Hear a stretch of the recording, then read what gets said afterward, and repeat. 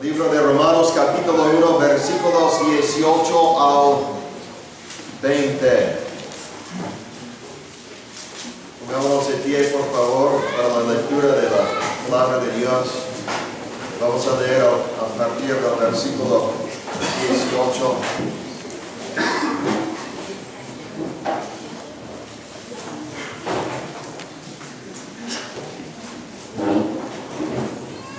Dice: porque la ira de Dios se revela desde el cielo contra toda impiedad e injusticia de los hombres,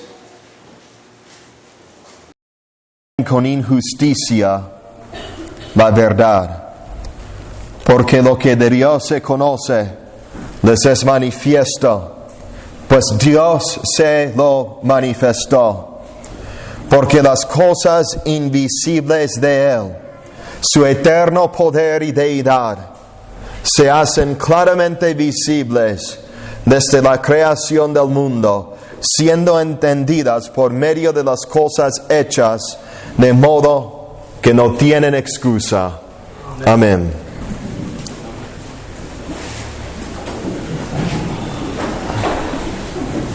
Bueno, hace 15 días vimos la primera parte del versículo 18 y expusimos la frase: porque la ira de Dios se revela.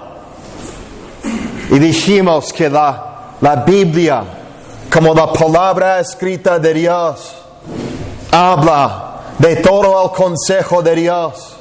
Y parte de todo el consejo de Dios consiste de no solo los temas que nos gusta oír en nuestra humanidad, sino también consiste de aquellas verdades que a los hombres no les gustan oír. Verdades no solo como el amor de Dios, la bondad de Dios y la misericordia de Dios, que son para el consuelo del pecador creyente, sino también los temas del poder de Dios, de la majestad de Dios, de la santidad de Dios y de la justicia de Dios revelada en la ira que Dios derrama sobre todos aquellos que infringen su ley y no reciben su perdón. Este texto habla del juicio de Dios, habla de la justa ira con la que Dios castiga al pecador.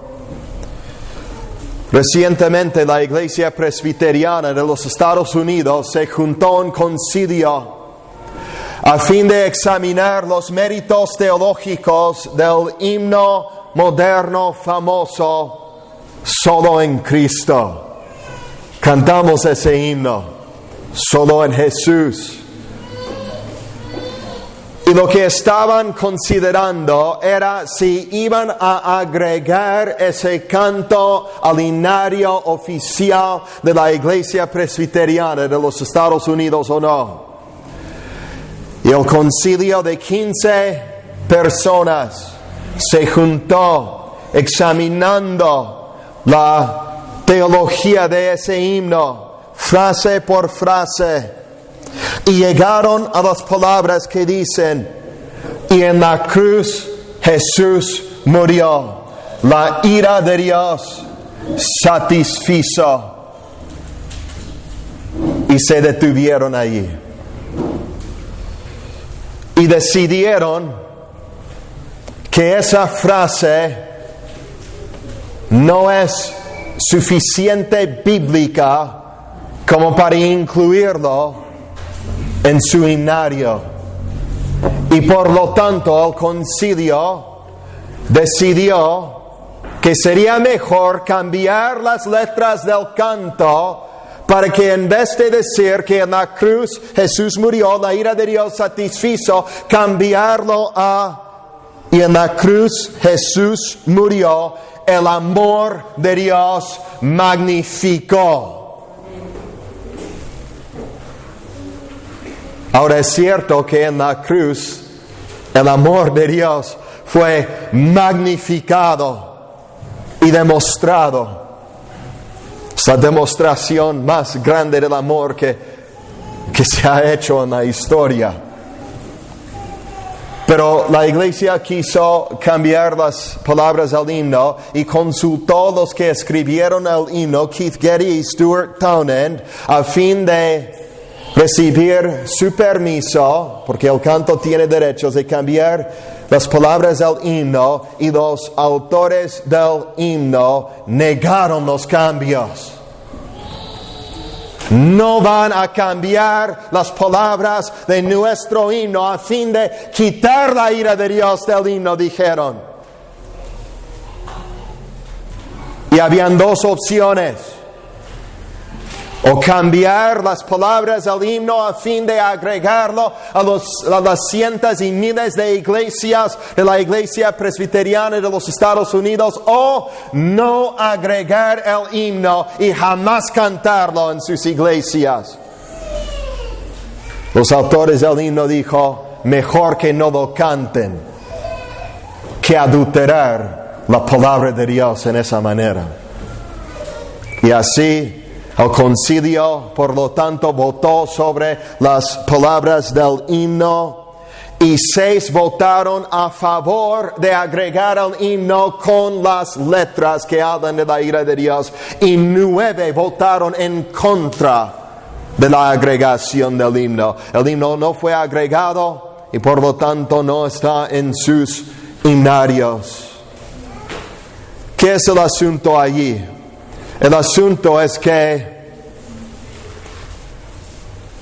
no quieren escuchar de la ira de Dios contra el pecado y prefieren modificar y cambiar la palabra de Dios y negar la verdad de la palabra de Dios y detener la verdad de la palabra de Dios en su injusticia, que dejar que se anuncie todo el consejo de Dios en su palabra. ¿Cuál fue la influencia ahí en el concilio? Se llama el liberalismo teológico. Cuando se ha introducido el liberalismo teológico en la iglesia, casi siempre la primera cosa que se tira es la doctrina de la ira de Dios contra el pecado. Si hay una doctrina que al hombre no le gusta escuchar y oír y considerar, es el tema de la ira de Dios contra la condición pecaminosa humana. Es la realidad de un infierno eterno. Es la realidad del día del juicio, en el cual Dios juzgará al mundo en justicia y castigará el pecado de los hombres. El asunto aquí no es si el amor de Dios se magnificó en la cruz de Cristo. El asunto aquí es si la ira de Dios se apaciguó en la cruz de Cristo.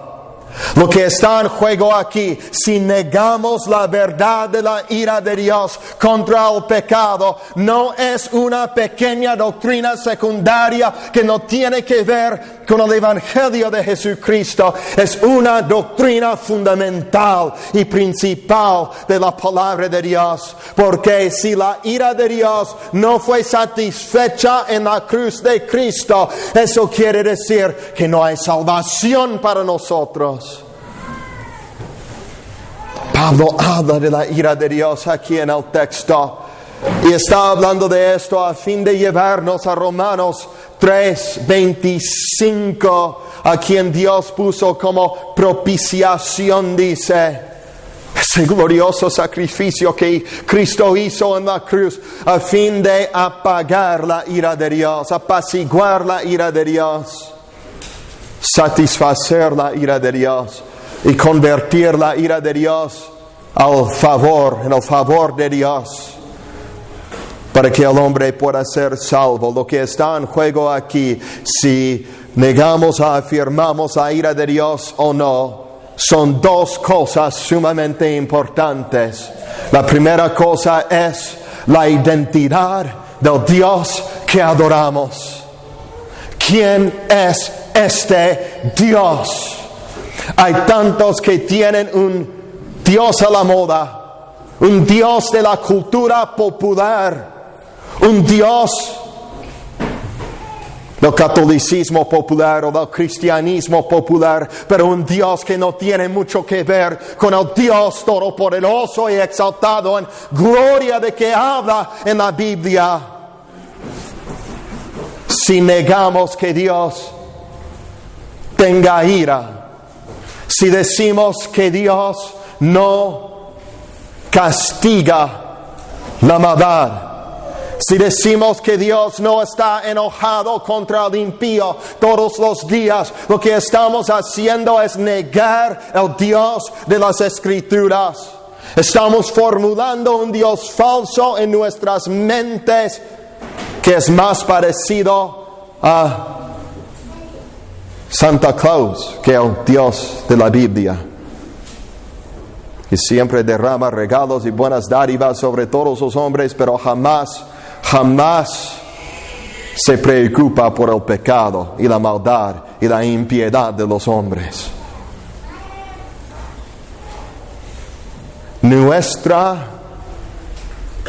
Si nosotros podemos adorar a Dios por su ira o no,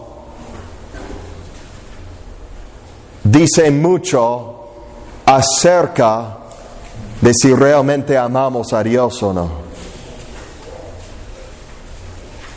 Si negamos la mitad de los atributos de Dios, Pablo aquí en Romanos 2 habla de la bondad y la severidad de Dios.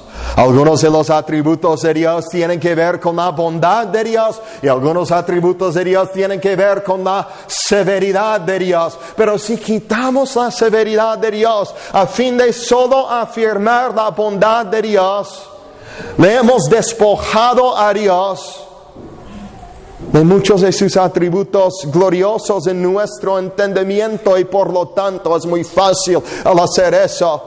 Es muy fácil adorar a un Dios falso, llamándolo al Dios de la Biblia cuando realmente no existe, solo existe en nuestra imaginación. El Dios de la Biblia te va a juzgar. El Dios de la Biblia tiene que castigar todo el pecado. El Dios de la Biblia es un juez justo. Y su identidad es importante. La revelación que Él ha dado de sí mismo en las Sagradas Escrituras. No tenemos ningún derecho de negarlo, de modificarlo, de ignorarlo. Solo debemos postrarnos delante de Él y decir: en su trono está, venir y adorarle, porque así es lo que Él merece. La segunda cosa que está en juego, si afirmamos o negamos la ira de Dios contra el pecado, no es solo la identidad de Dios, sino también la verdad de lo que pasó en la cruz del Señor Jesucristo. Cuando hablamos de la cruz de Cristo y lo que Él hizo en la cruz para salvarnos, hablamos de la sustitución penal de Cristo, que Él fue el sustituto del pecador que llevó la pena del pecado sobre sí en la cruz, o sea, el castigo del pecado, a fin de morir en lugar del pecador para el pecador pudiera vivir. Él tomó la muerte que nosotros merecíamos para que nosotros pudiéramos recibir la vida que Él merecía. Vida eterna, salvación gloriosa. Si decimos que Dios no castiga el pecado, estamos diciendo que Cristo murió en vano en la cruz. Cristo murió para ser castigado por nuestro pecado en nuestro lugar y llevó la ira de Dios sobre sí en la cruz. Si negamos la ira de Dios, negamos la verdad de la cruz del Salvador que vino para salvarnos. Entonces el concepto de la ira de Dios está íntimamente relacionado con la verdad del Evangelio del Señor Jesucristo.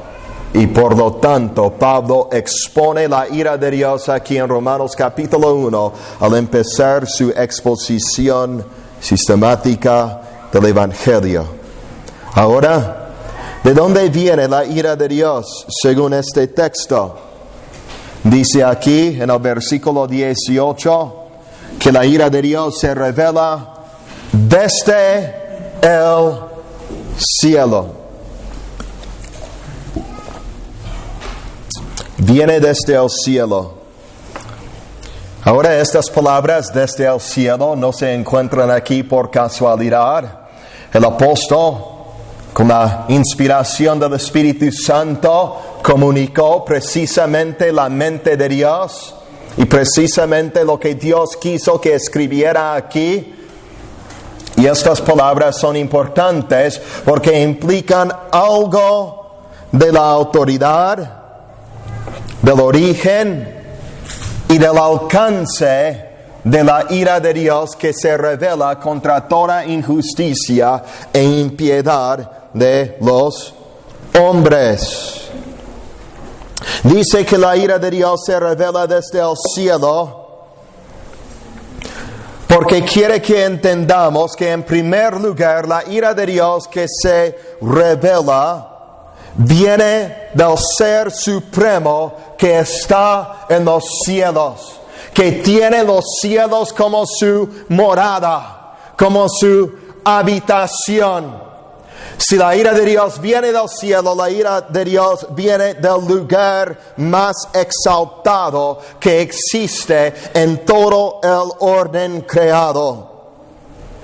Es el lugar supremo que existe. Y lo que Pablo está destacando aquí es la idea de una ira personal, de un Dios personal que tiene su habitación en los cielos. Este Dios que está exaltado sobre la pequeñez del hombre. Y por lo tanto la ejecución de esta ira se hace contra el hombre por una autoridad suprema que está sobre el hombre, que el hombre no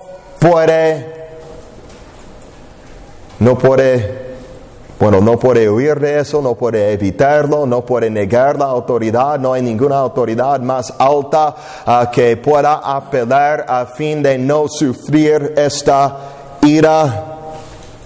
Un ejemplo aquí. Si Pablo hubiera dicho en algún texto de la Biblia, si hubiera hablado de la ira o el castigo que se revela desde el pretorio, ¿en qué pensaríamos? El pretorio es el palacio real, una parte del palacio real de César, del emperador del Imperio Romano antiguo. Entonces, si hablara de un castigo que se revela desde el palacio real de César, pensaríamos en un castigo que ha sido decretado por una autoridad alta que está sobre el hombre, sobre los ciudadanos de ese reino. Pero dice aquí que no se revela de César desde el pretorio, sino más bien que se revela de Dios desde el cielo, de la autoridad más grande, la autoridad más alta que existe.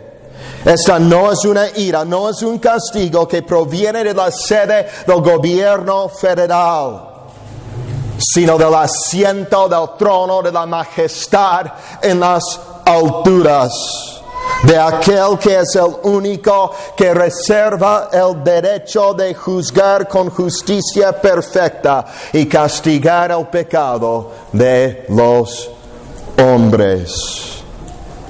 Y el hecho de que esta ira se revela desde el cielo y se derrama desde el cielo quiere decir que está sobre el hombre y que viene del lugar que está más allá del control del hombre. Y así como el hombre no puede alcanzar el cielo por sus propias fuerzas, tampoco puede prevenir lo que se derrama desde el cielo sobre él. Las fuerzas humanas son incapaces e impotentes con respecto a prevenir la ira de Dios contra el pecado.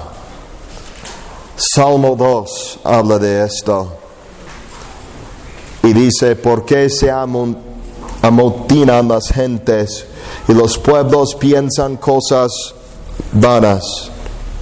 Se levantarán los reyes de la tierra y príncipes consultarán unidos contra Jehová y contra su ungido, diciendo: rompamos sus ligaduras y echemos en nosotros sus cuerdas. Pero dice en el verso 4: el que mora en los cielos se reirá. El Señor se burlará de ellos. Luego hablará a ellos en su furor y los turbará con su ira. Y aquí en este salmo habla de la rebelión de los hombres contra Dios. Quieren echar de ellos el control de Dios. No quieren someterse a sus mandamientos. No quieren obedecer sus preceptos. No quieren andar en su temor ni en sus estatutos. Y dice que el Señor, el que mora en los cielos, se reirá. Ahora, cuando habla de la respuesta de Dios, que Dios responde así, riéndose, que es el hombre que le puede hacer a Dios. No hay ninguna amenaza allí de parte del hombre contra Dios. Dios se ríe. Pero dice que el que mora en los cielos se reirá. ¿Qué está destacando ahí en el Salmo? Está destacando que Dios está exaltado sobre ellos. Que Dios tiene tanta autoridad, tanta soberanía, tanta grandeza, tanto poder, que no hay nada que el hombre le pueda hacer para prevenir su ira. Para prevenir que Dios los castigue, que Dios los juzgue, que Dios vindique la gloria de su nombre en el castigo y el juicio eterno de los impíos. El hombre puede negar la ira de Dios, puede tratar de evitarla, puede correr, puede cubrir su pecado, puede huir de Dios, pero no puede detener la ira de Dios. Puede detener la verdad en su injusticia aquí en este mundo, pero no puede detener la revelación escatológica de la ira de Dios contra el pecado, que se revelará en el día final. Quizás no estés bien con Dios y estás aquí. Y quizás muchas veces intentes no pensar demasiado en Dios, porque cuando piensas en Él, eso te hace sentir culpable. Y no te gusta sentir culpable. Y por lo tanto intentas no pensar en esas cosas tanto. Te voy a decir algo. Eso no te salvará. Eso no va a ayudarte a evitar la ira de Dios contra tu pecado. No puedes evitar la ira de Dios por negarla. Solo puedes evitar la ira de Dios por humillarte y confesar tu maldad y confesar que mereces la ira de Dios, que mereces el infierno, que mereces estar separado de la bendición de su bendita gloria por toda la eternidad, y por arrepentirte y confiar en el Salvador. Otra cosa que se implica aquí es el origen divino de esta ira. Cuando el apóstol dice que la ira se revela desde el cielo, está haciendo hincapié en el hecho de que esta ira no nace de la tierra, no viene de la tierra, no tiene que ver con la esfera humana y terrenal. No es meramente el resultado de la ley de causas y consecuencias, como dijimos hace 15 días.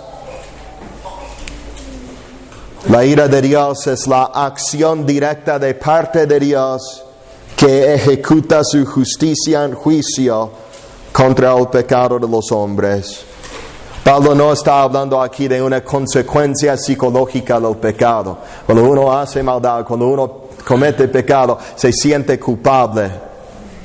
Su conciencia le molesta. Pablo no está hablando de eso. Eso no es el castigo del pecado. Eso es una alarma que está sonando para despertarnos al peligro del pecado. Cuando uno viola su conciencia, sufre las consecuencias de una conciencia, de un corazón que le condena, un corazón culpable. Pero Pablo no está hablando de eso aquí. Está hablando de una ira objetiva, no de una consecuencia subjetiva del pecado dentro de nosotros mismos. Y esta ira objetiva viene de Dios. Y no está hablando de una consecuencia temporal en este mundo del pecado. No está hablando de la cirrosis hepática del borracho. No está hablando de la pobreza del perezoso. El pecado tiene sus consecuencias en este mundo, en esta vida. Pero Pablo no está hablando de eso. Pablo está hablando de la ira de Dios Todopoderoso que nace del cielo y proviene del ser de Dios que tiene su habitación en los cielos. Y además, al decir que esta ira proviene desde el cielo, Pablo está destacando el hecho de que esta ira tiene un alcance universal en contra de todo lo que está debajo del cielo. Eso quiere decir que la ira de Dios es inmensa contra el pecado. Dice el libro de Isaías que durante el periodo de la tribulación que la tierra, el planeta estará como titubeando así como un borracho bajo la ira de Dios que se derrama en ese tiempo. Y eso ni es la ira escatológica final que se revelará en el día del juicio. Pero la ira de Dios se derrama sobre todo lo terrenal que es pecaminoso. Es decir, todo lo que está debajo del cielo, que aún no está bajo el Evangelio, aún está bajo la ira de Dios.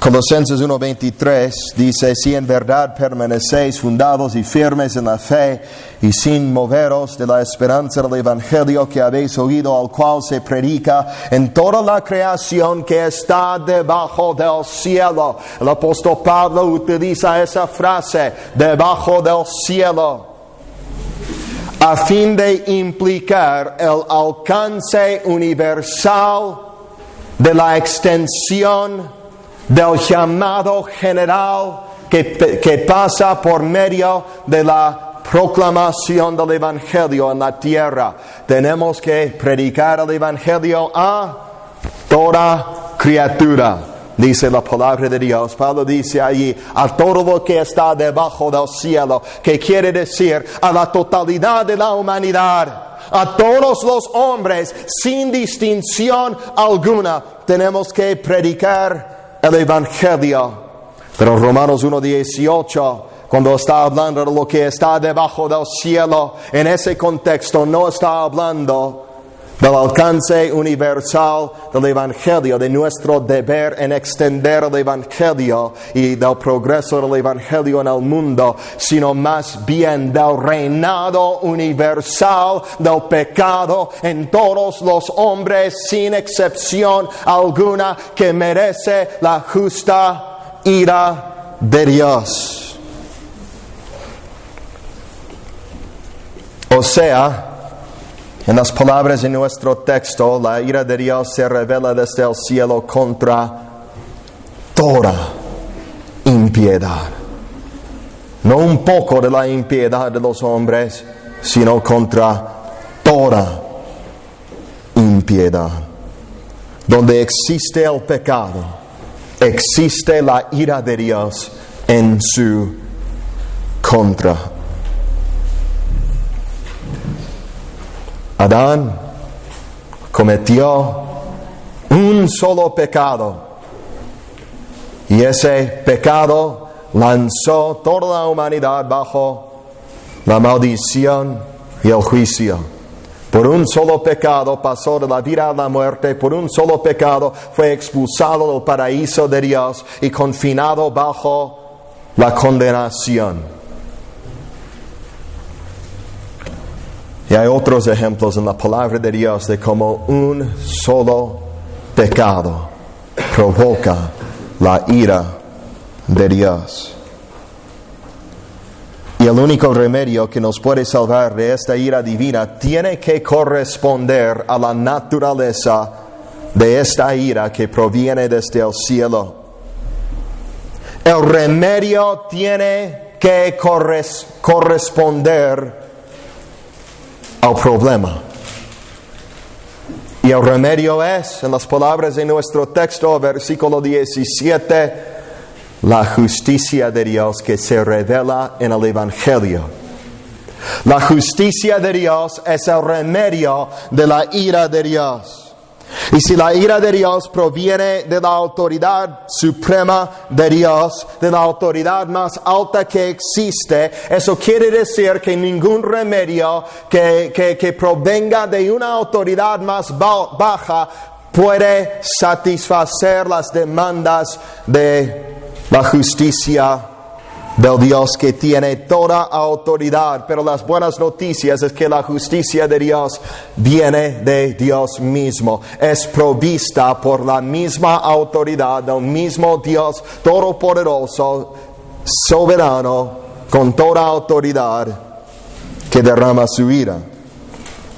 Y por lo tanto la justicia de Dios, siendo suplida por la autoridad de Dios y viniendo de Él, siempre recibe la aprobación de Dios. Y por lo tanto, cuando un pecador recibe la justicia de Dios en el Evangelio por fe a fin de ser justificado, Dios se complace en salvarlo. Y si la ira de Dios también tiene su origen en Dios, eso quiere decir que el remedio también tiene que tener su origen en Dios. Ningún remedio humano puede resolver el problema ocasionado por nuestro pecado. La ira de Dios tiene su origen en Dios mismo en el cielo, y por lo tanto el remedio tiene que tener su origen en Dios y venir de Dios en esa manera. Y el remedio de la justicia de Dios fue provisto por Dios mismo, que se hizo hombre y vino a la tierra a fin de lograr esa justicia perfecta para nosotros y a fin de salvarnos. Y si la ira de Dios que se revela desde el cielo contra todo lo que está debajo del cielo tiene un alcance universal y se aplica a todos los hombres, eso quiere decir que el remedio tiene que ser algo ofrecido universalmente a todos los hombres, y nosotros vamos a poder tener la esperanza de la salvación. Y ahora, como Pablo dice en las palabras de nuestro texto aquí en Romanos 1, en el contexto, la justicia de Dios se revela por fe para fe, no solo para el judío, sino también para el griego. Se ofrece a toda la humanidad, a todos los que quieren, a todos los que reconocen su pecado y quieren ser salvos. La justicia de Dios es el remedio perfecto de la ira de Dios. Y eso es el punto del apóstol en este pasaje. Quiere que entendamos la ira de Dios para que entendamos la justicia de Dios. Quiere que entendamos el castigo que merecemos a fin de apreciemos la gloria de la gracia de Dios que nos puede salvar y que nos salva. Ahora dice, la ira de Dios se revela desde el cielo ¿contra qué? Dios no pasa por alto sobre el pecado. Ningún pecado, ni un solo pecado.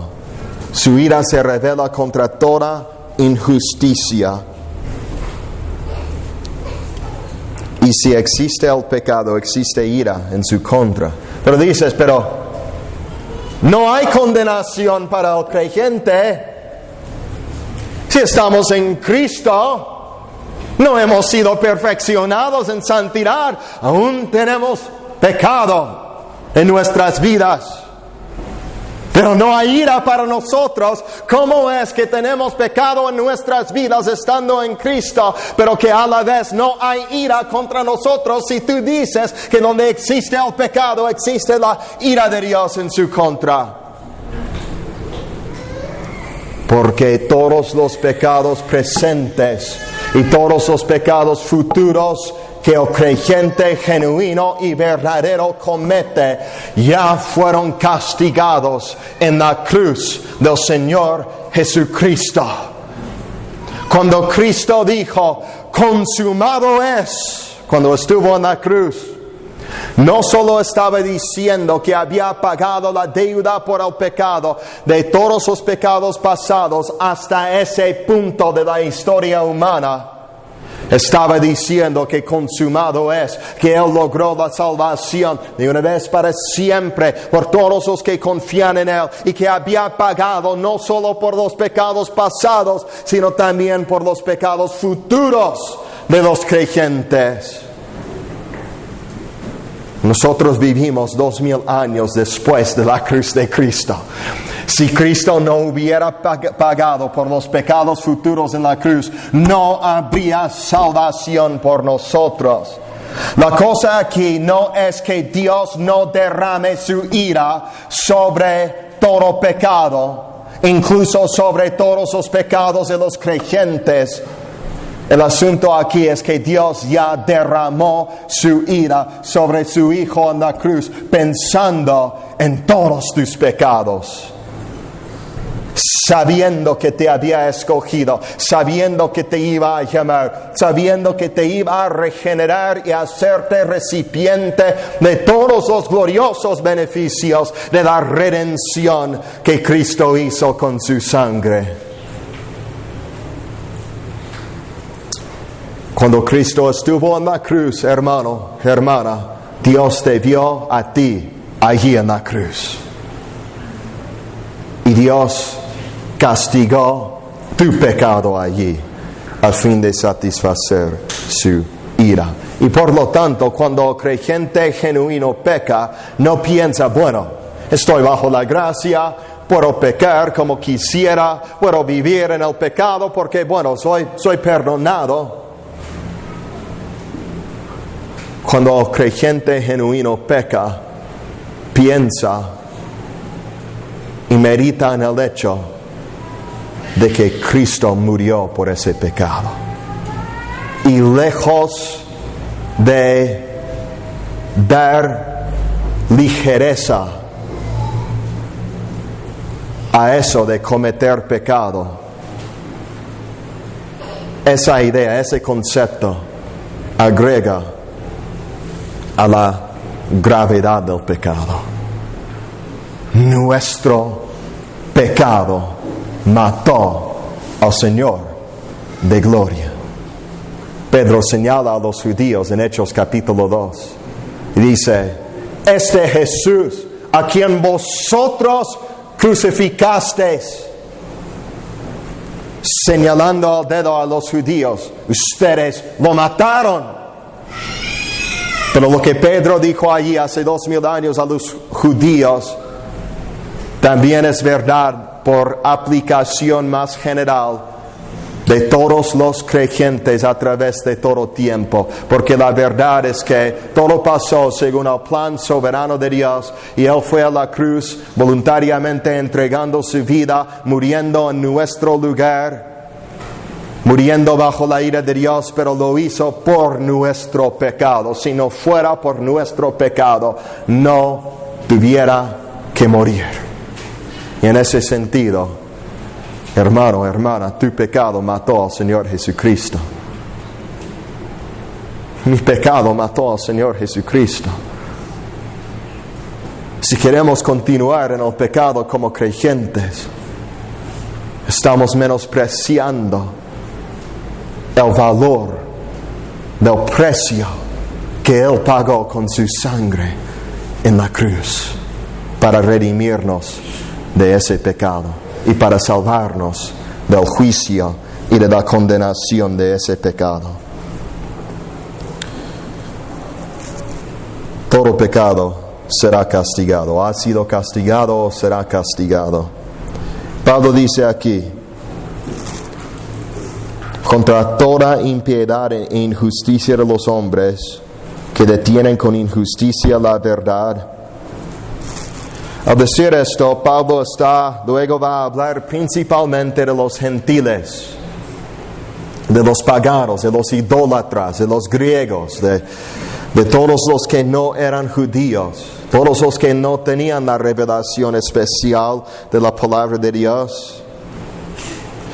Y Pablo está argumentando aquí en este texto que no solo los judíos que habían tenido la revelación clara de la voluntad de Dios y del camino de salvación que se revela en las Escrituras serán castigados por su injusticia e impiedad si viven en pecado y rechazan la verdad de Dios, sino que también todos los gentiles, todos los paganos, todas las personas que no habían recibido la luz de las Sagradas Escrituras, que no habían conocido la verdad del Evangelio, que jamás habían tenido la oportunidad de escuchar las buenas noticias del Evangelio del Señor Jesucristo, ellos también serán castigados por la ira de Dios. Pablo está argumentando aquí que no es necesario tener la luz de las Escrituras para tener suficiente conocimiento de Dios como para saber que Él es digno de ser glorificado y que el pecado es digno de ser castigado. Eso es algo que todos los hombres, sin excepción alguna, saben. Podemos ir a la tribu más lejos de la sociedad moderna, de la civilización. Y allí, a pesar de sus faldas de pasto y los huesos que tienen por la nariz y las lanzas que tienen en la mano, ellos saben que hay un Dios altísimo que es digno de ser glorificado y saben que han hecho maldad contra Él. Estaba escuchando el testimonio de un hombre que pasó como 20 y algo años como misionero en Indonesia y había alcanzado algunas tribus perdidas con el Evangelio que jamás habían recibido algo de fuera de su comunidad. No sabían nada de la Biblia. Y se dio cuenta de algo. Todos tienen un concepto de un Dios todopoderoso, un Dios, a pesar de su paganismo, a pesar de su plethora de dioses paganos, tienen un concepto de un Dios altísimo. De hecho, otro misionero escribió un libro entero sobre eso. Y se dio cuenta al ir allí que incluso tenían tradiciones que eran semejantes a las historias del libro de Génesis. Algunos tenían leyendas que dicen ser reales acerca de su historia, que tienen mucho en común con la Torre de Babel en el libro de Génesis. Otros de un diluvio mundial semejante a la historia de Noé. Ahora han distorsionado los detalles a través de todas las generaciones y por meter paganismo y cosas así, pero lo impresionante es el conocimiento que tenían, a pesar del hecho de que jamás habían recibido un folleto evangelístico, jamás habían escuchado un programa en el radio de una presentación del Evangelio, jamás habían escuchado la historia de Noé o Babel de un misionero, y sin embargo tenían algo de eso. Tenían más conocimiento de Dios de lo que los misioneros sabían de antemano. Y detenían esa verdad. ¿Por qué detenían esa verdad? Porque eran injustos, porque son injustos, porque no aman a Dios, porque aman su pecado. Pablo dice aquí, habla de la impiedad e injusticia de los hombres. La impiedad se refiere principalmente a la maldad que es religiosa en naturaleza. E injusticia se refiere a maldad que es principalmente moral en naturaleza. Y el orden de estos dos conceptos es preciso aquí en las palabras de nuestro texto, porque Pablo va a continuar su argumento por explicar esto. Y luego habla de, primero, la impiedad de los hombres, o sea, la idolatría de los hombres. Y luego habla de su injusticia, dando el ejemplo de la inmoralidad de los hombres. Pero hay un ciclo aquí de degeneración, y Pablo está exponiendo este ciclo aquí, que va hasta profundidades cada vez más bajas por el pecado que mora en el ser humano cuando está separado de Dios. Primero habla de la impiedad, de la idolatría, luego de la injusticia, de la inmoralidad. La implicación del contexto de este texto y la argumentación del apóstol aquí es que la impiedad nos lleva a la injusticia. La idolatría nos lleva a la inmoralidad. La degeneración religiosa siempre resulta en la depravación moral. Dejar la adoración y la glorificación de Dios en nuestras vidas resulta en la práctica de pecados vergonzosos en nuestras vidas. Y por lo tanto, la raíz de todo el pecado que Pablo menciona aquí en Romanos 1, Romanos 2, Romanos 3, la raíz de todo este pecado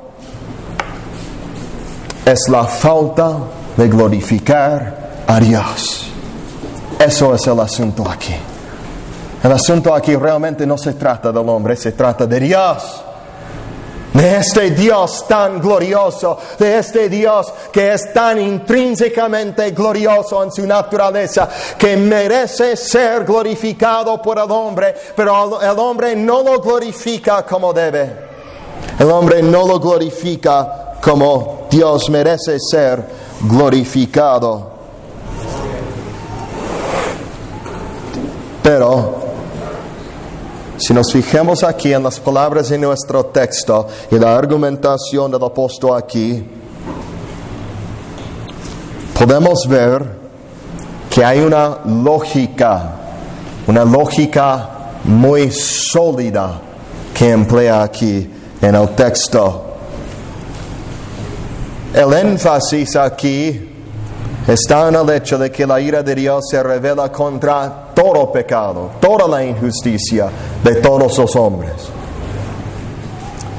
Pero la pregunta sería, ¿Cómo puede ser eso? ¿Cómo puede ser? ¿Cómo puede ser justo? Porque si Dios derrama su ira sobre todos los hombres, ¿qué pasa con los que no tenían o no tienen el conocimiento de Dios y no saben de Él porque no han escuchado una presentación del Evangelio? ¿Serán castigados por no tener la oportunidad de escuchar el Evangelio? ¿Qué pasa con los que nunca tuvieron la revelación especial? Que nunca recibieron la revelación de la ley, escrita en piedras por el mismo dedo de Dios. Que nunca leyeron la Biblia, que nunca podían descargar sermones del internet y ponerlos en su MP3. ¿Qué pasa con ellos que nunca fueron evangelizados? ¿Qué pasa con, como hemos mencionado, las tribus perdidas que no han podido escuchar el Evangelio? ¿Serán salvos? ¿Serán justificados en el juicio por no tener la oportunidad? El apóstol nos da la respuesta en el versículo 20, en las palabras finales que se encuentran en el versículo. 3 palabras nos dan la respuesta. No tienen excusa. No tienen excusa. En otras palabras, Dios es justo en juzgarlos y condenarlos. La condenación de los tales es justa y no tienen ninguna excusa por su impiedad y su injusticia.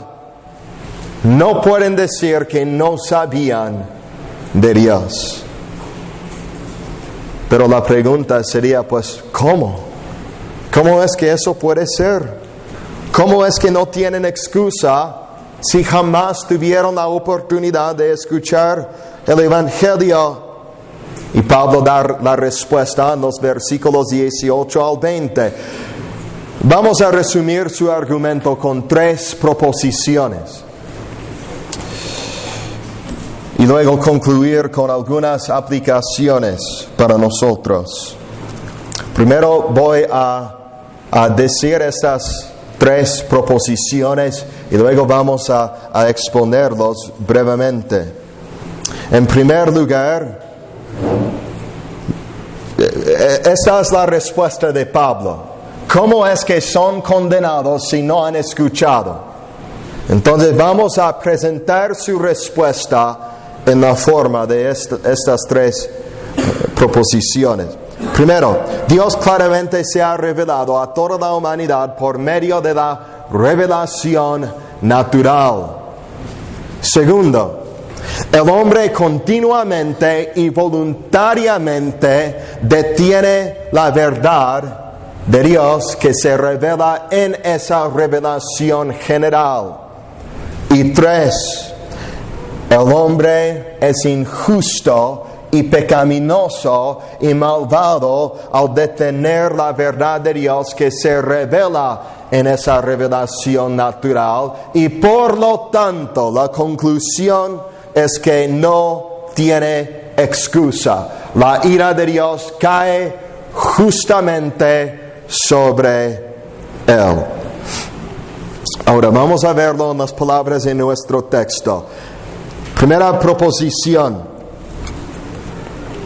Dios claramente se ha revelado a toda la humanidad por medio de la revelación natural. Versículo 19. 1:19 y 20 dice: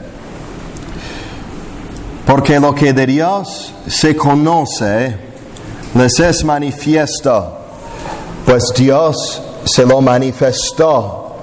Porque las cosas invisibles de Él, su eterno poder y deidad, se hacen claramente visibles desde la creación del mundo, siendo entendidas por medio de las cosas hechas, de modo que no tienen excusa. Ahora,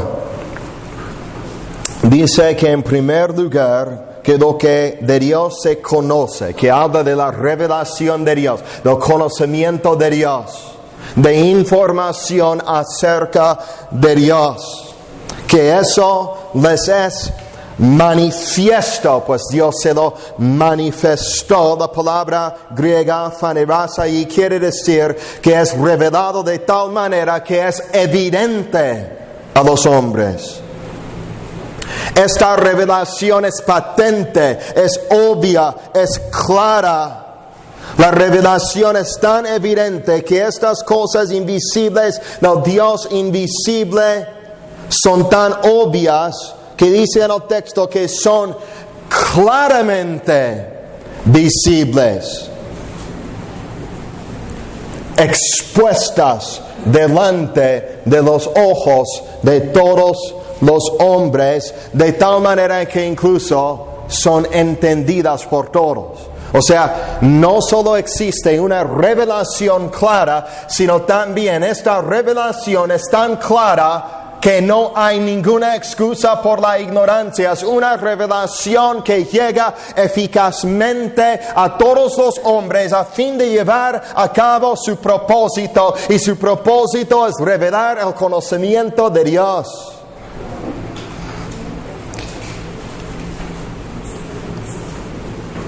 Estas cosas son reveladas tan claramente que incluso al hombre más ignorante las conoce, las percibe y las entiende. De tal manera que dice en el versículo 21, pues habiendo conocido a Dios. Dice que conocen a Dios. ¿Cómo es que conocen a Dios si están bajo el juicio de Dios y la ira de Dios?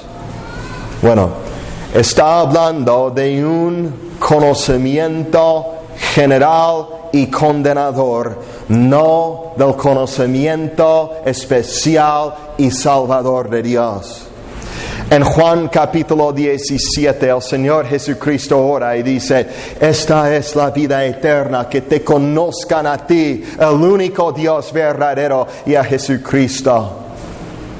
La vida eterna es conocer a Dios, pero estas personas, aunque conozcan a Dios, no tienen vida eterna. Y eso quiere decir que el conocimiento por el cual conocen a Dios no es el mismo conocimiento especial salvífico de que habla nuestro Señor en Juan 17. Es otro tipo de conocimiento. Es un conocimiento que es incapaz de salvar, incapaz de justificar, incapaz de revelar el plan de salvación, incapaz de ser el poder de Dios para salvación a todo aquel que cree. Esta revelación de que habla aquí es una revelación general que el Espíritu Santo de Dios no usa eficazmente a fin de llamar y regenerar los corazones de los hombres. Pero de todos modos, aunque sea insuficiente para justificar, es suficiente para condenar. ¿Por qué es suficiente para condenar?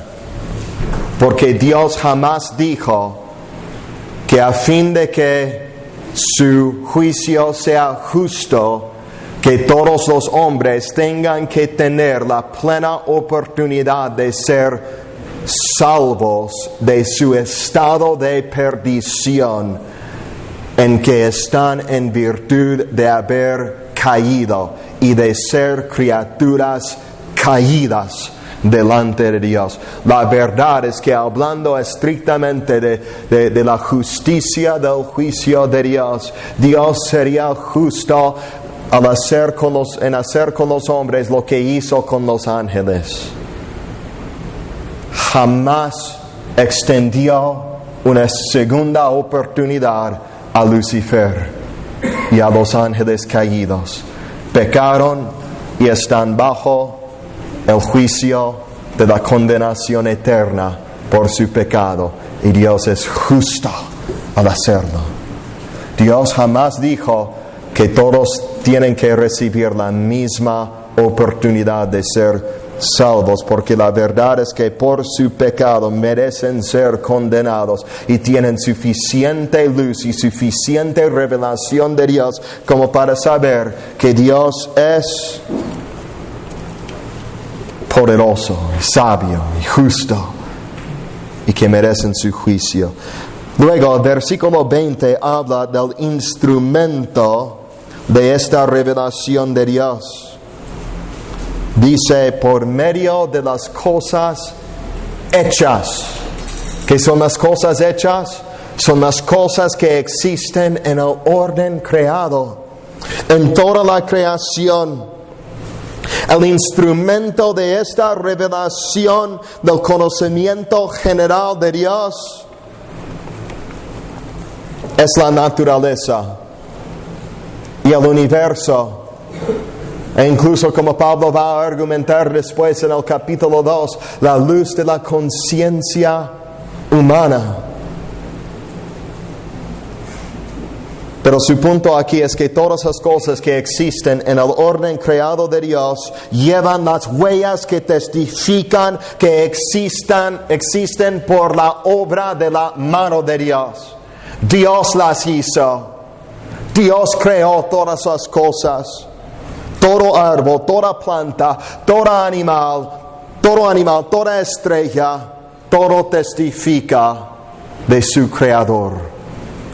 Salmo 8, 3 al 4 dice, cuando veo tus cielos, obra de tus dedos, la luna y las estrellas que tú formaste, digo, ¿qué es el hombre para que tengas de él memoria? Y el Hijo del Hombre para que lo visites. Luego en el versículo 9 del mismo Salmo dice, oh Jehová, Señor nuestro, cuán grande es tu nombre en toda la tierra.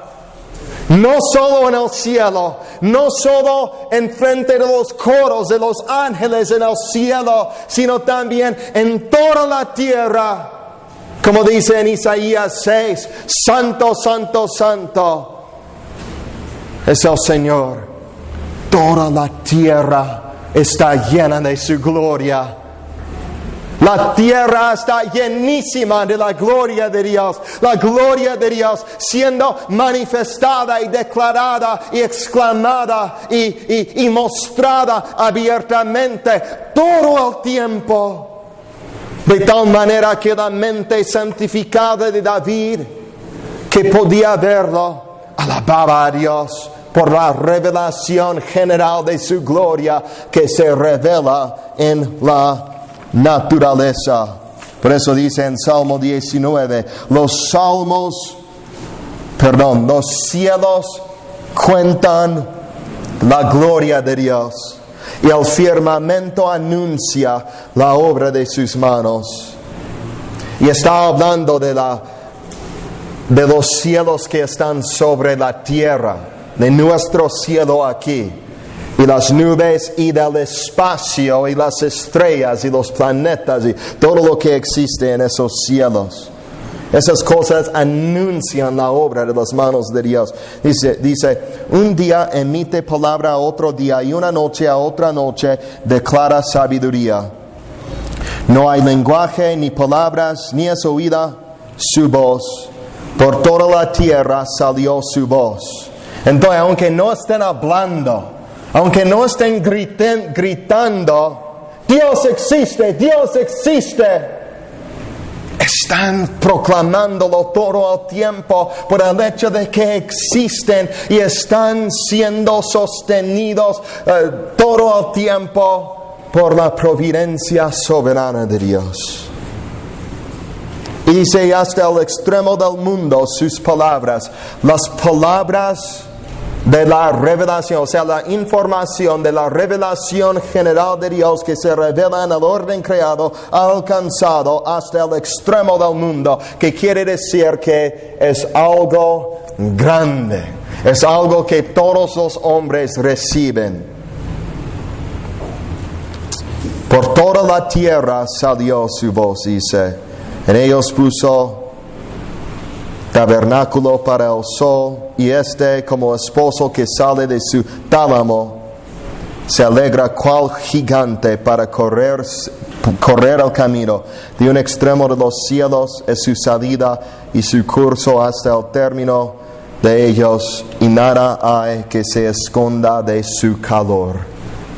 Si el calor del sol toca a todos los habitantes de la tierra, entonces mucho más la revelación de Dios por medio del sol toca a todos los habitantes de la tierra. ¿Sabes que la tierra, el planeta de la tierra, cabe dentro del volumen del sol más de 1 millón de veces? ¿Cuán grande es el sol? Y sin embargo, hay otras estrellas y megaestrellas en el universo, dentro de las cuales el volumen del sol cabe más de 1 millón de veces. Y luego hay otras, ¿cómo se llaman? Supernovas y cosas así. Cuán grande es el Dios que hizo esas cosas. Cuán poderoso, cuán sabio. Cómo es que todo tiene su orden tan perfecto a fin de sostener la existencia de vida en el planeta de la tierra. Dice en verso 20, habla de 2 cosas que esta revelación general anuncia. Dice en primer lugar su eterno poder, que quiere decir su omnipotencia, su grandeza, su eternidad, su inmortalidad. Y también su deidad, la deidad de Dios.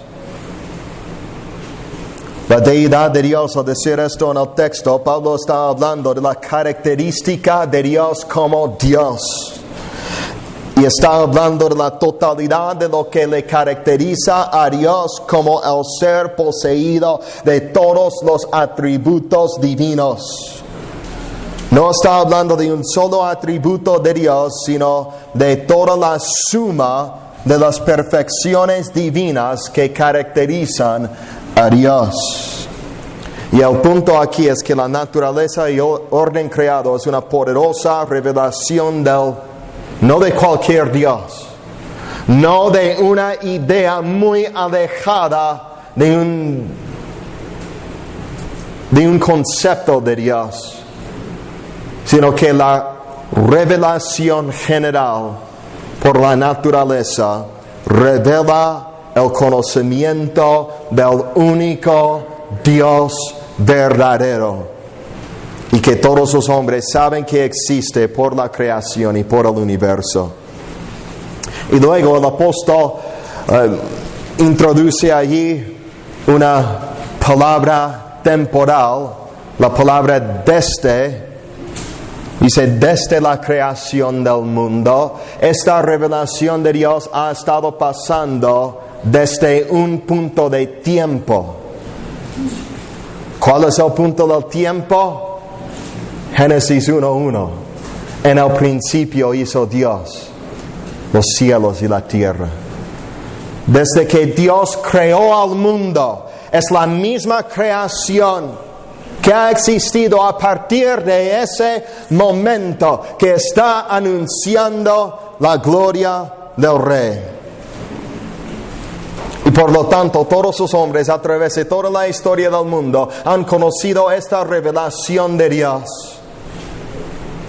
Y por lo tanto, todos los hombres están sin excusa por su pecado delante de Dios, sin excusa por su rebelión contra Dios.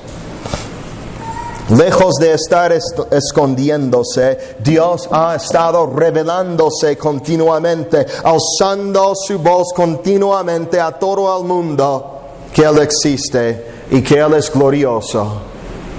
Por eso Juan Calvino habló de la creación y la revelación general y la providencia de Dios, de todo eso como el gran teatro de las obras de Dios. El teatro de la divinidad, donde Dios pone su gloria en exhibición continua para la admiración de todas las gentes. Y Calvino tiene razón. Pero los hombres no lo quieren reconocer. No es que no lo reconozcan, lo reconocen, pero no lo quieren reconocer. Y esto nos lleva a proposición número 2. Aunque Dios se ha revelado claramente, los hombres continuamente y voluntariamente rechazan la verdad de esta revelación general. Dice en el versículo 18 que detienen la verdad con injusticia.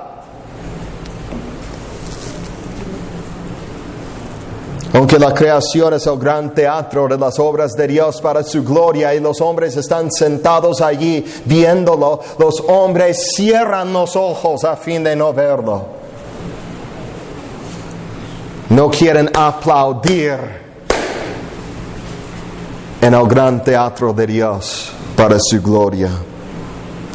Ignoran la revelación de Dios, la niegan, la censuran, la repudian y la expulsan de sus mentes continuamente.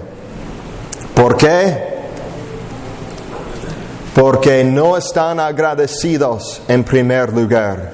Eso es lo que dice en el versículo 21.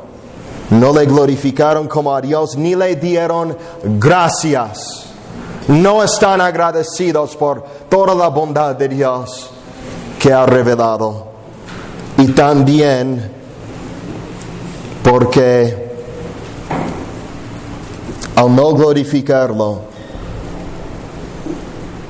caen en la idolatría e inventan dioses falsos y atribuyen gloria a la obra de sus manos y sus mentes y sus imaginaciones, en vez de atribuirle a Dios toda la gloria que Él merece por esa revelación general. Y podemos regresar a los tiempos antiguos a través de toda la historia humana, y encontramos en todas las épocas de la historia que los hombres, en vez de decir, bueno, cuán grande y poderosos son los relámpagos y los truenos, tiene que haber un Dios específico de esas cosas. Cuán grande es el mar, tiene que haber otro Dios específico para el mar.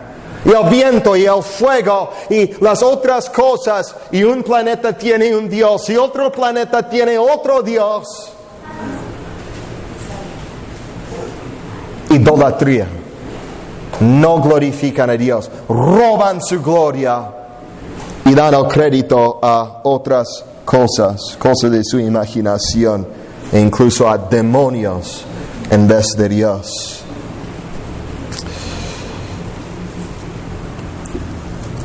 ¿Qué dice Salmo 14:1?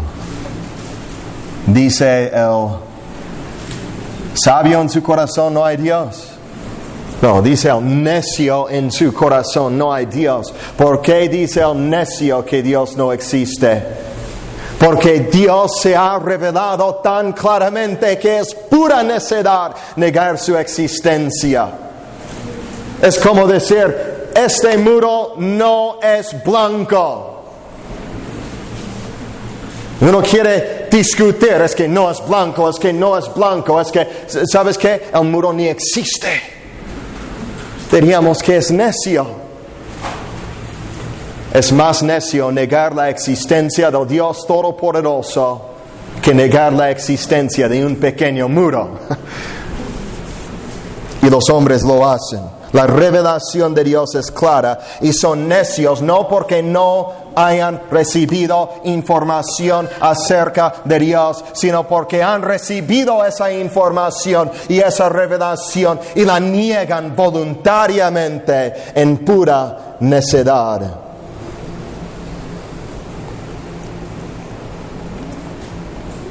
¿Por qué? ¿Por qué lo niegan? ¿Por qué detienen la verdad? Porque son injustos. Proposición número 3. Los hombres detienen la verdad de esta revelación no por la falta de revelación, sino por el pecado de sus corazones.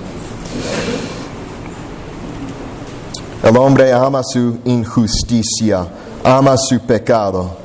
Si el hombre confesara la verdad y si el hombre le diera gloria a Dios por quien es y por lo que ha hecho, tendría que admitir que Dios no está a gusto con su pecado y su vida pecaminosa. Tendría que confesar que hay un día de juicio. Un ateo me dijo una vez, era profesor en una universidad, y me dijo: es que la Biblia fue escrita por hombres y uno no puede saber si Dios existe o no. Yo creo que Dios no existe. Y él dijo, además, nadie puede entender la Biblia. Y él dijo, bienaventurados los pobres en espíritu. ¿Qué quiere decir eso? Y le dije, bueno, es que no tienes el espíritu de Dios. Y por lo tanto, una frase tan sencilla no la puedes entender. Pero le dije, yo creo que tú entiendes la Biblia. Yo creo que tu problema no es que la Biblia no sea suficiente clara. El problema no es que Dios no se haya revelado. El problema es que no quieres confesar la verdad de Dios, porque detienes su verdad en injusticia. Él dijo, no. Le dije, entonces, ¿qué quiere decir esto? 2 Corintios 5:10. Es necesario que todos comparezcamos ante el tribunal de Cristo a fin de ser juzgados. ¿Qué quiere decir eso? Dijo, pues es muy obvio. Y le dije, pues ¿qué quiere decir esto? Oísteis que fue dicho a los antiguos, no cometerás adulterio. Pero yo os digo que cualquiera que mira a una mujer para codiciarla, ya adulteró en su corazón. Se puso rojo y dijo, aléjate de mí, te voy a pegar. Y sí me alejé. Pero el punto allí es que obviamente, claramente entendía la verdad de Dios y lo demás era una excusa y nada más.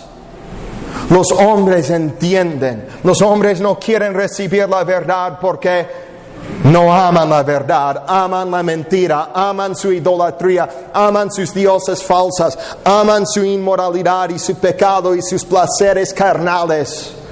Y prefieren detener la verdad de Dios para dar lugar a sus placeres carnales que detener sus placeres carnales a fin de dar lugar a la verdad de Dios en sus vidas.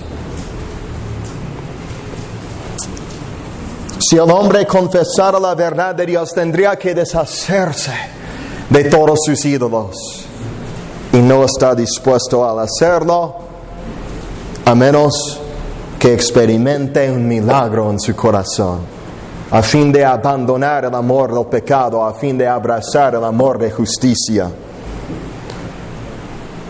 Los hombres no son inocentes. Los hombres no están en un lugar de estar sinceramente buscando la verdad de Dios, a fin de servirlo y glorificarlo. No vamos a entrar en la calle allí o encontrar personas en las tribus de Brasil, en las Amazonas, personas de las tribus diciendo, es que quiero servir a Dios, quiero adorar a Dios, quiero agradecerle a Dios, pero no lo conozco y no tengo suficiente información. Al contrario, vamos a ver que saben que es malo mentir, robar, matar y todo lo demás, y que están practicando el pecado y que saben que un Dios todopoderoso existe, pero que están deteniendo esa verdad por amor de su pecado. El punto aquí es que el problema del hombre no es intelectual. Al hombre no le falta información. El problema del hombre es moral. Es una condición no del cerebro, sino del corazón, por la que rechaza a Dios y es culpable delante de Dios. La luz vino al mundo y los hombres no podían entender la revelación de la luz. No, la luz vino al mundo y a pesar de entender la revelación de la luz, los hombres huyeron de la luz porque amaron su pecado, porque sus obras eran malas. Amaron más las tinieblas que la luz. Juan 3:19. Jesús dice una parábola contra la avaricia. Y en Lucas 16:14 dice: y oían también todas estas cosas los fariseos, que eran avaros, se burlaban de él. Los fariseos no recibieron la enseñanza del Señor Jesucristo contra la avaricia precisamente porque eran avaros, amaban su dinero, detuvieron la verdad de Dios en su injusticia y se burlaron de él. Por eso dice en 2 Tesalonicenses 2, cuando habla del anticristo que viene con poder y señales mentirosos, con todo engaño de iniquidad para los que se pierden, dice: por cuanto no recibieron el amor de la verdad para ser salvos, por esto Dios les envía un poder engañoso para que crean la mentira, a fin de que sean condenados. No recibieron el amor de la verdad, no amaron la verdad, no buscaron la verdad, amaban su injusticia. Bueno, está hablando del futuro. Aman su justicia y por lo tanto Dios los entrega al engaño del diablo como un acto de juicio. Entonces la conclusión es lo que dice Pablo, de modo que no tienen excusa. Si Dios claramente se ha revelado a fin de que todos los hombres entiendan la verdad esencial acerca de su existencia, su eterno poder, su sabiduría, su justicia, su deidad, y si todos los hombres rechazan esa revelación voluntariamente, si se dan cuenta o no, lo hacen voluntariamente, entonces no tienen ninguna excusa, porque lo hacen por amor de su pecado. Y por lo tanto, Dios es justo en revelar su ira contra toda la injusticia de todos los hombres. Eso es el punto. Dios es justo en revelar su ira contra ti si tú no estás en Cristo, si tú no has nacido de nuevo, si no has sido justificado y limpiado de tu maldad por la sangre preciosa del Hijo de Dios. Y si tú te pierdes en tu pecado, no podrás echar la culpa en Dios, no podrás decir que no sabías. Y no necesitas aprender más de Dios antes de que te rindas a Él. Ya tienes suficiente conocimiento de Dios como para condenarte por toda la eternidad. Y ya tienes suficiente conocimiento de Dios a fin de ser salvo por la luz del Evangelio que se predica en este lugar, si solo te arrepientes y confías en Él. Ningún pecado escapará al día del juicio.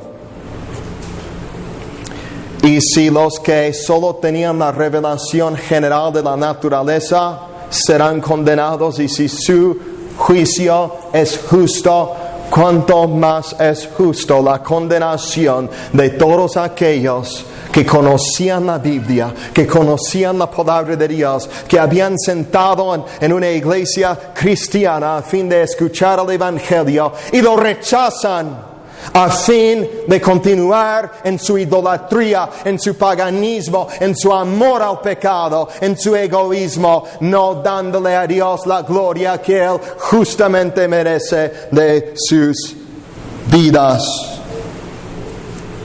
Sodoma no tenía una Biblia. Gomorra no tenía ni un pergamino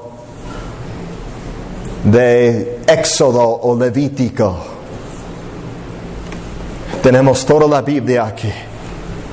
Toda la revelación especial de Dios contenida en las Santas Escrituras, por la gracia de Dios, a fin de que estudiemos, a fin de que lo conozcamos en verdad, profundamente, teniendo comunión con el Dios vivo.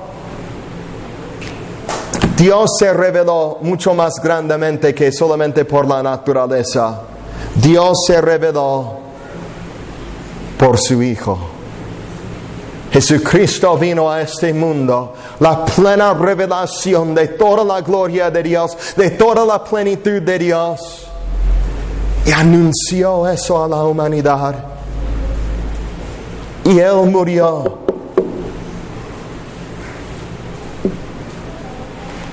para comprar nuestra redención.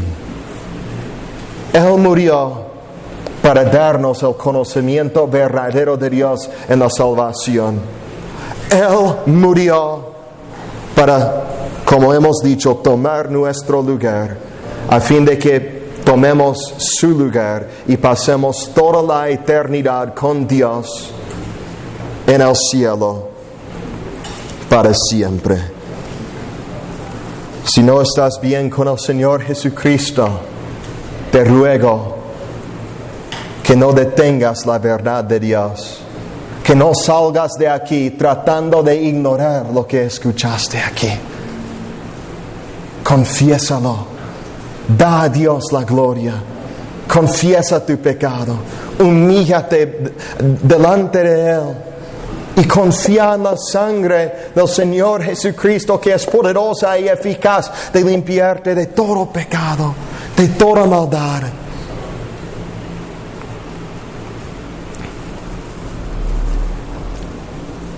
Y hermanos, para los que están en Cristo, Dios quiere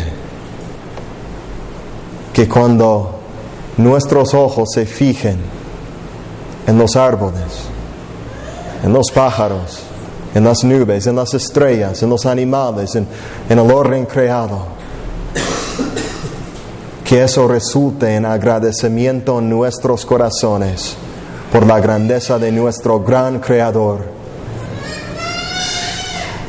Dios está exhibiendo su gloria alrededor de nosotros todos los días. Dios está demostrando su sabiduría en esas cosas y en la providencia, por orquestar todos los detalles, todo lo que pasa en nuestras vidas, a fin de que todas esas cosas nos ayuden a bien a los que amamos a Dios y somos llamados conforme a su propósito eterno. Y Dios está orquestando todo eso, incluso las cosas que pasan aquí en el mundo, en la tierra, en la naturaleza. Todo eso es para que lo glorifiquemos. Dice, pero cuando comparto el Evangelio no sé en qué comenzar o cómo comenzar la conversación. No sé cómo empezar una conversación acerca de Dios. Digo, es muy fácil. Todo está exclamando la realidad y la existencia y la gloria de Dios alrededor de nosotros todos los días. Hay cosas sin fin que podemos utilizar como para compartir el Evangelio y relacionar esas cosas con las cosas de Dios y hablar de cómo esas cosas revelan a Dios. Cuando tú ves un pájaro que está comiendo en la calle, ¿qué te dice eso acerca de Dios? Que si Dios cuida los pájaros de esa manera, cuánto más nos cuidará a nosotros. Nos dice que Dios es bondadoso, Dios es generoso. Cuando hay infinitas cosas casi que revelan la gloria de Dios y los atributos de Dios alrededor de nosotros, tenemos que renovar nuestras mentes y entrenar nuestros ojos a reconocer la mano y la gloria de Dios en lo que está alrededor de nosotros todo el tiempo, todos los días, a fin de estar alabándolo y dándole la gloria todo el tiempo. Amén. Como dice Salmo 104:24, cuán innumerables son tus obras, oh Jehová, hiciste todas ellas con sabiduría, la tierra está llena de tus beneficios.